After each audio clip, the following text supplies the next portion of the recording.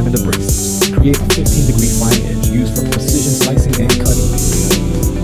Additionally, this sharpener can easily convert a 20-degree traditional knife to a finer 15-degree edge.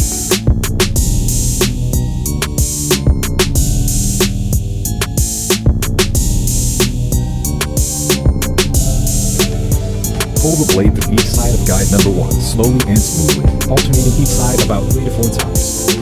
This first stage is for sharpening. Carefully feel for a burr. If a burr is detected, pull the blade through each side of the second stage, alternating each side about 3 to 4 times.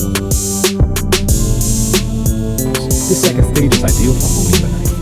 In the final stage, pull the blade through the last slot about 3 to 4 times, which will polish and finish the edge. This stage can also be used for serrated knives. Model 15XP for ultimate sharpness and effortless cutting.